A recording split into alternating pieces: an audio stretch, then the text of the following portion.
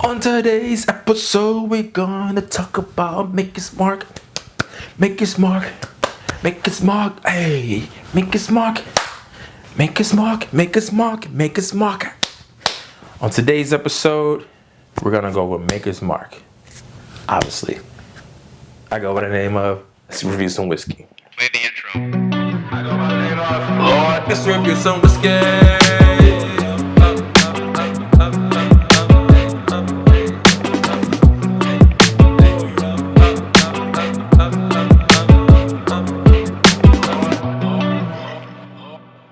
We're gonna get into a Wheated Bourbon today that I personally like. It's the Maker's Mark series. Now, there are other Wheated Bourbons on the market. We know. As I say, I will cover them for a later day. I actually have a few of those. But for something that's easy to find on the shelf, any store you can go to, Maker's Mark regular is a good to go to. Now, you're probably thinking right now, what the hell is a Wheated Bourbon? Well, I'll tell you. Regular bourbons, for the most part, not all of them, but some of them, mostly are made of 3 ingredients. But there's some that have more than 3 ingredients. But let's just say basically it's corn, rye, and malted barley. Now, depending on the percentage that you use from all of them, basically affects the outcome if the bourbon's going to come out sweet or is going to come out spicy or anything in between. So for Maker's Mark, since it's a wheated bourbon, mostly it's corn, and then there's a soft red wheat that they use, and then malted red barley. The soft red wheat, or wheat in general, gives it that kind of sweeter appeal than it would, let's say, like Jack Daniel's No. 7 or Wild Turkey. Now, it may not be for everyone. It may be for you. Who knows? But we're gonna get to it this episode. We got the regular Maker's Mark, right? And then we got Maker's Mark Cask Strength and Maker's Mark 46. So those are just the 3 we're gonna focus on for today. Obviously, as you see behind me, there's more in the lineup, and obviously there's more that I don't have, and there's more that I have that just can't fit up here right now at the moment. Now, I would say these 3 in general are a great place to start if you're expanding your bar selection. Now, we'll break them down real quick. So the regular Maker's Mark, super easy to find. I would say the mash bill is mostly corn, soft red wheat, and malted barley. I'll put the actual percentage if you want to know at the bottom. Boom. There goes that. This is easy, like I said, drink it straight up on the rocks or in a cocktail. I think this is a good summertime whiskey. You know, we're getting almost close to like the end of summer, but this is something that you can definitely have on the rocks. You can mix it with some ginger beer. This is also really good in some lemonade. Highly recommend this one. Easy to find. It's also a great gateway bourbon if you want to get into more like wheated bourbon selections. I'll definitely start here. Next from the lineup, if you want something with a little more up that you can maybe do old fashions with, now backtrack, you can do old fashions with that. It's not bad, I've done it before. But if you want something that's gonna hold up over a period of time, I recommend the Maker's Mark Cask Strength. Now, the regular Maker's Mark offering is 90 proof, whereas the Cask Strength, depending on which batch it is, start around, I think this one is 110, but I've seen them as low as like 107 and as high as like 112. So they vary. If this, like I said, is gonna pack a little more punch than this. This is also a great gateway if you're looking for a Cask Strength wheated bourbon to add to your bar collection and not necessarily break the bank. This is good. This is also good if you want to share with friends or, you know, bring to a bottle share. No one's gonna be mad at you. You wouldn't mix this with soda or anything like that. You can do what you want to with your bottle, but I wouldn't, only because it's just my personal opinion is gonna overpower your soda and it's not gonna be enjoyable, especially if you're mixing it with like a spicy soda like Coca-Cola or things like that. Next up would be Maker's 46 that I would recommend to pick up.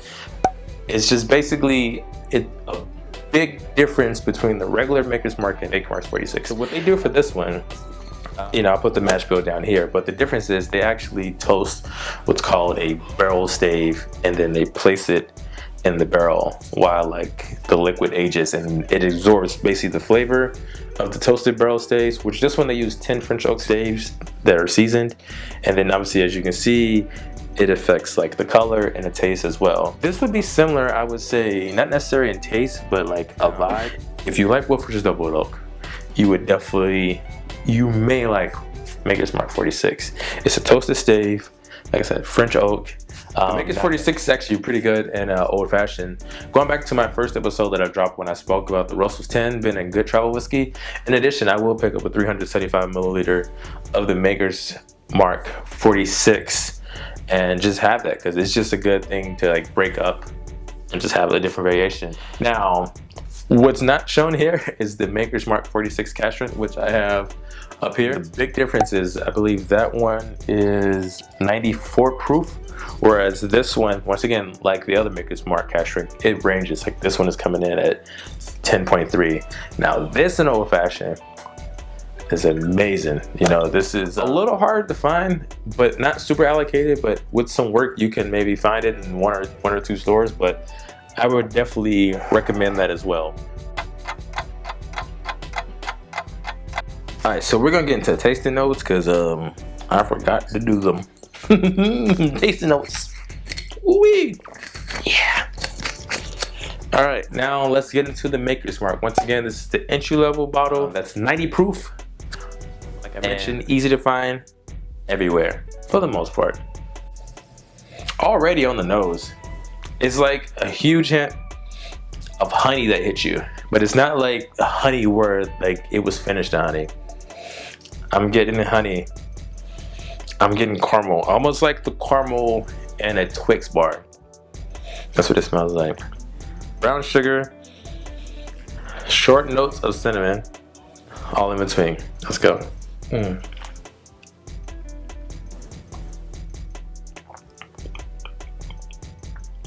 would say on the palate, obviously all those notes do transfer. It's not that long of a finish, but it's not like super short. It's enjoyable, but it's not like you drink it and it's just like dissolves in your mouth. On the palate, it definitely transfers. The first note I would say that's pretty prominent that I personally get on the palate would be like a cherry note. There's a cherry note in there, brown sugar, like almost like a wet brown sugar, and then it's like a muted toffee note that I pick up in there too. Pretty good. The finish itself is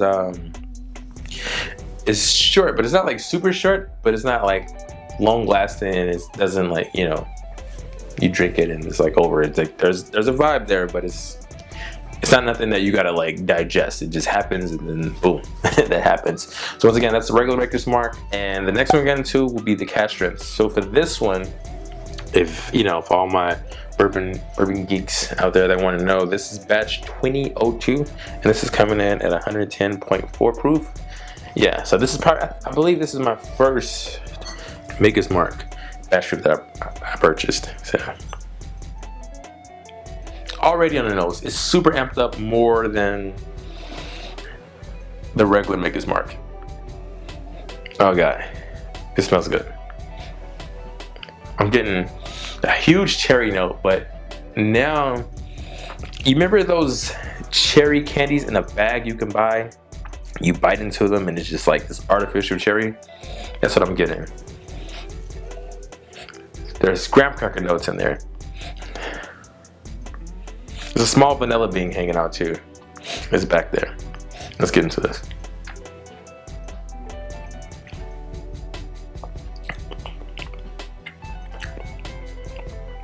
Just like expected. First sip, it's actually like, it's still going on right now. This is actually pretty good. Obviously the cherry note is still in there. It's super present. I get that brown sugar too. A little cinnamon is going on in there. That vanilla note, not so much, didn't really transfer over from what I smelled. There's a citrus note in there. It's really deep. Almost like a stone fruit, like an apricot.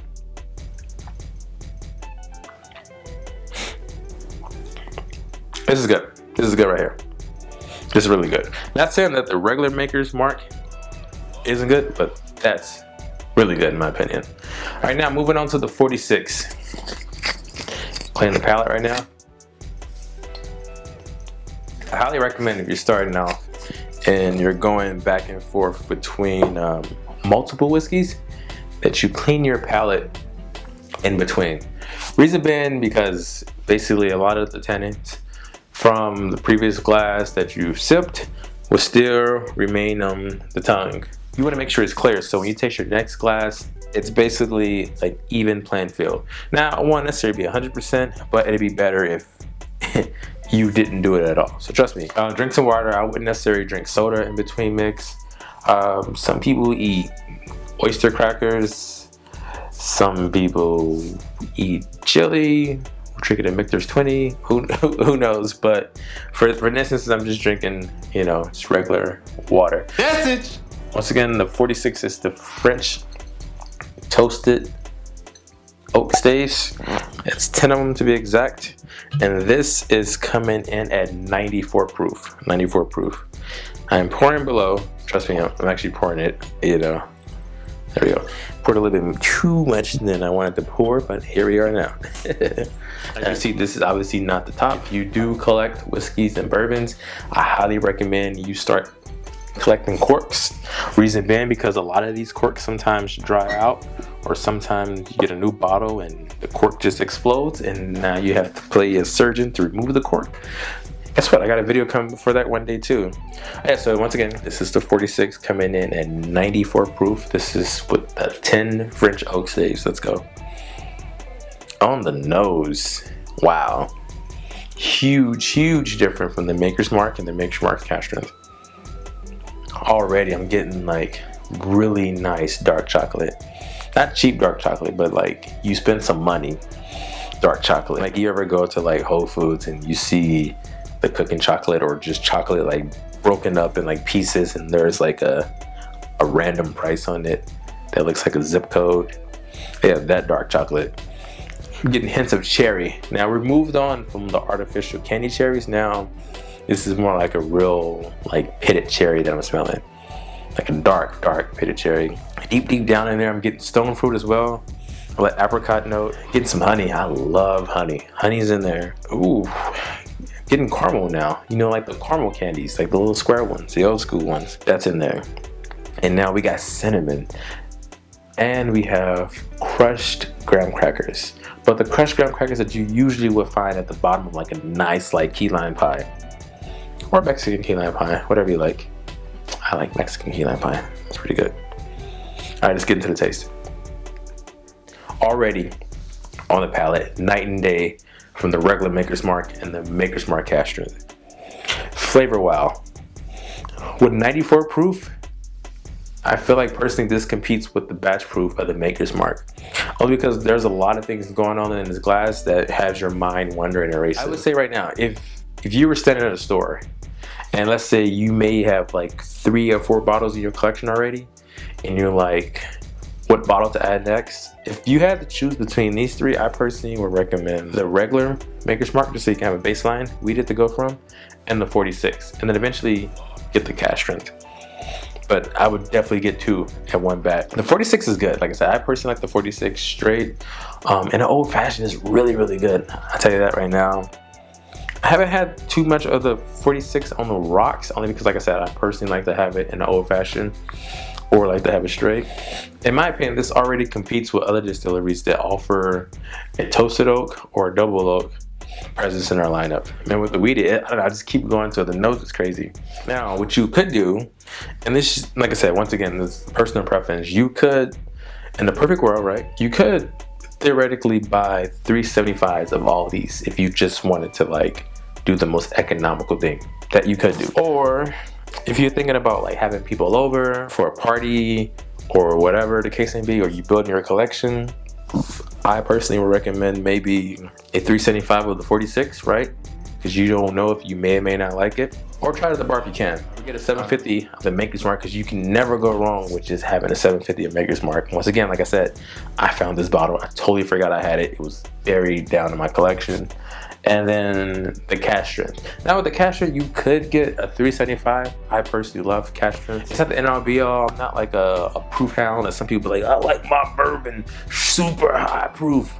No, you're wrong. I like high proof, but also, you know, I dibble and dabble in the lower 90s and 80s. Sometimes that's a sweet spot for a lot of other bourbon distilleries or whatever. Yeah, so that's my particular take. So out of the bunch, I would say today, if you're like, Lord, what bottle should I get like tomorrow? Hands down, get the 46, you know. But if you really want to build this bar up and have a collection, or train your palate and go to the next level, I will recommend honestly to get all three. It's a great starting point. Now eventually what could happen, but I gotta go back in 46. Now what could happen, you get bit by the bug and then now your collection looks like this, which is nothing wrong. Now I personally will love to review all these. I probably will every day, but for your collection, it may not be conducive right now because a lot of these they don't even make them no more, so they're hard to find. And if you do find these in the wild, they're going to be very pricey. Why? Because people like to run things up on the secondary market, which is another video for another day.